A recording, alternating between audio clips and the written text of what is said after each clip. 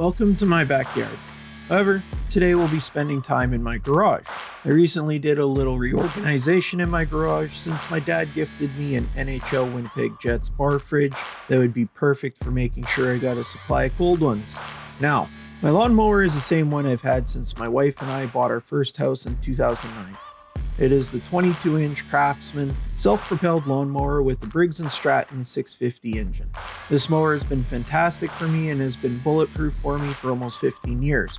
The one exception being the year I forgot to put fuel stabilizer in it or run it dry before storing it for winter. That is a bit of a surprise the next spring, but other than that, it has always started for me every time.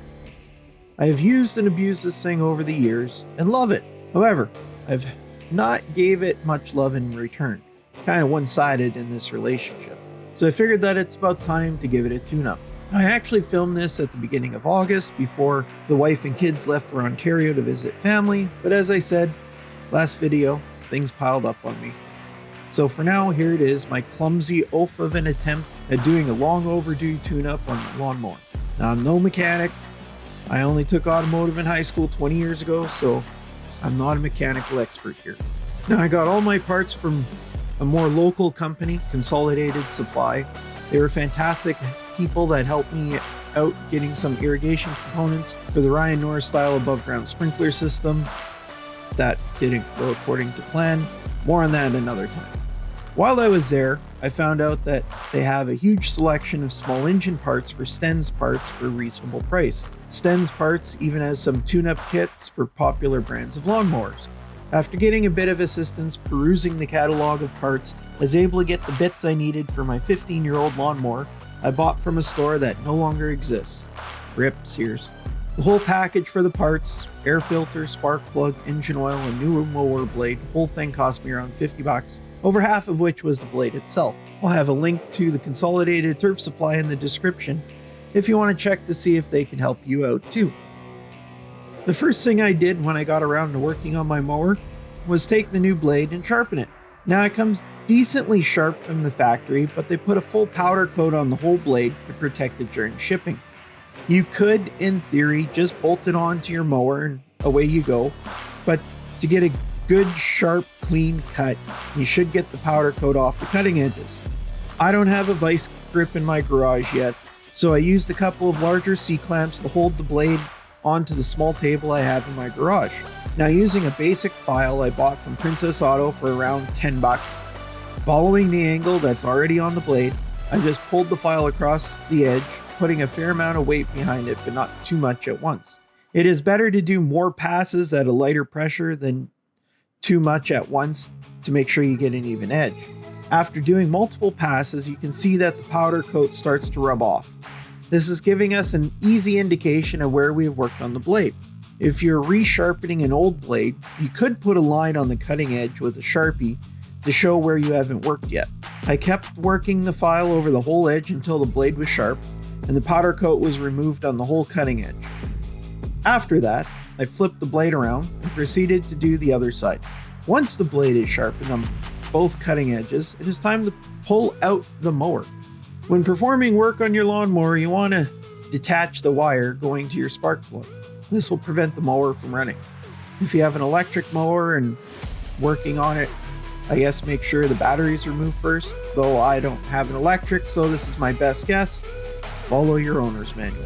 So for my mower, I pulled the dipstick and you can see how black the oil is well past needing to do an oil change on this mower. You don't need to change the oil every year, but probably want to do it more than once every 14 years like I did.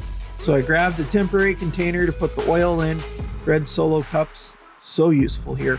Then I tipped the mower on its side and the oil poured out the spout where the dipstick was, which is also your oil fill spot.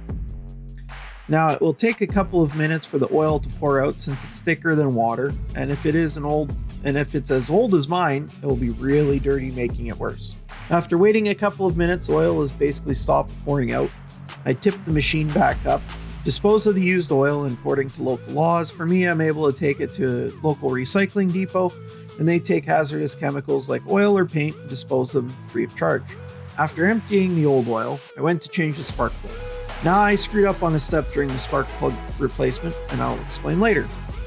Using a deep socket, you can remove the old spark plug. You can see how coated in carbon this old spark plug is, and this will affect the performance of your mower, making it harder for the spark plug to spark, and extreme cases might fail to spark entirely. Mine wasn't that bad, but still not great.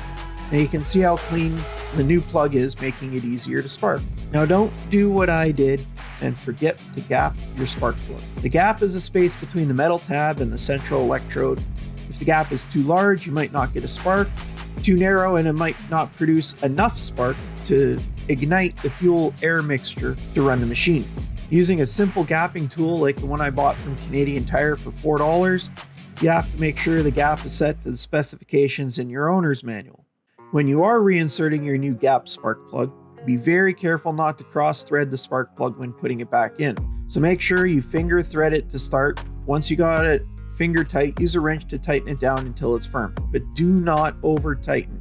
Otherwise you might strip the threads on your cylinder head. Moved on to the air filter after that, which is the most simple part of the process. To remove the cover over the air filter, simple socket and ratchet here. Some machines might use a screw instead. Remove the old filter. Remember which way the filter was sitting. Now mine was brutal. This is bad for the machine. It is choking the machine of fresh air needed. This will affect the power of the machine, and it will make it use much more fuel too. Place the new air filter in the same orientation that the old filter was. Simply close the cover again to make sure the bolt is firm but not over tight.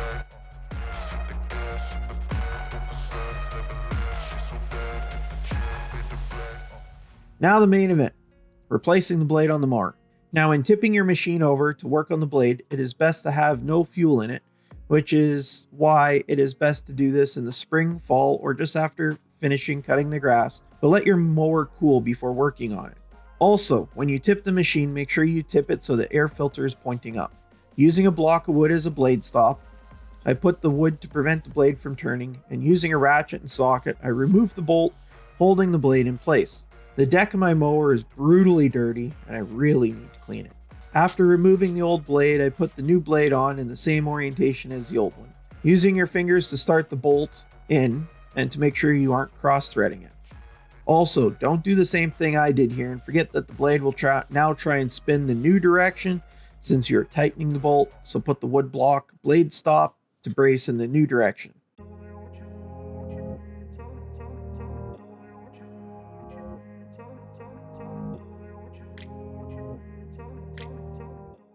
Once you have the bolt on firmly, use a torque wrench to set the right tightness of the bolt to the specifications in the owner's manual.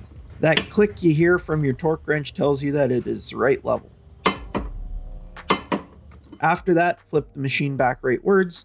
My old blade, you can see that the blade is chipped and gouged in several places and long overdue. It is so old the metal has started to have an inward curve to it. I will be keeping the old blade for a time to practice my sharpening on it a little more. Now, I somehow forgot to video me refilling the oil with fresh oil, like I said many times before. I'm terrible at this content creation thing. Anyways, follow your owner's manual to find out how much oil you need and what kind. For me, it was easy, as the new oil I got is the exact amount I needed, so I'll be able to just pour the whole thing in. Reattach your spark plug wire and fill with fuel. From flipping the machine around like that, it might take a full few pulls to get the machine running, but once it smooths out, it will run much better after that and cut so much crisper, not causing the leaf blade to tear that could cause the leaf tips to brown slightly. This browning could cause almost a brown haze on the top of your lawn. Well, I hope that helps someone out there to do their own tune-up on your machine, saving some money if you got the time. If not, at least you could be entertained as I bumbled my way through doing mine. Now, if you excuse me, I'm going to go crack a cold one from the garage fridge and sit down for a bit. Cheers.